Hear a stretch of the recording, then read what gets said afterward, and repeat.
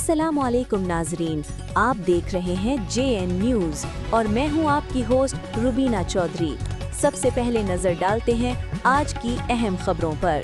Coat Kashmir में तालीम की शमा रोशन होनहार तलबा के ख्वाबों को पर लग गए। कोट कश्मीर में पहली मरतबा तालीम के फरोग के लिए एक तारीखी और यादगार कदम उठाया गया जब जाहिद कश्मीरवाल वेलफेयर फाउंडेशन के ज़ेर एहतमाम पहला तालीमी talent award show government higher secondary school Kot Kashmir में निहायत वक़ार और इज़्ज़त के साथ मुनाकिद हुआ।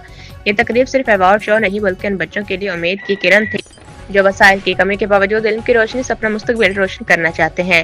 तकरीब में जाहिद कश्मीरवाल फाउंडेशन के चेयरमैन जाहिद कश्मीरवाल, असातिज़ा कराम, तलबा, वालिदैन और इलाके की मौजूद शख्सियात ने कसी तादाद में शिरकत की।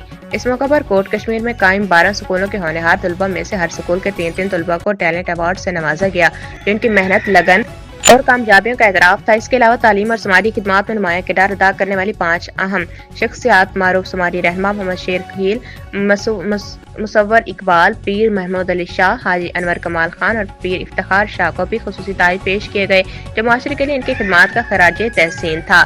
तकरीब से खिताब करते हुए चेयरमैन जाहिद कश्मीरवाल ने कहा कि जाहिद कश्मीरवाल वेलफेयर फाउंडेशन दीगर फलाही सरगर्मियों के साथ साथ तालीम के मैदान में भी भरपूर किरदार अदा करेगी। उन्होंने कहा कि कोट कश्मीर में तालीमी टैलेंट अवार्ड शो के इनेकाद का मकसद बच्चों में तालीम का शौक पैदा करना और इनकी सलाहियतों को उजागर करना है।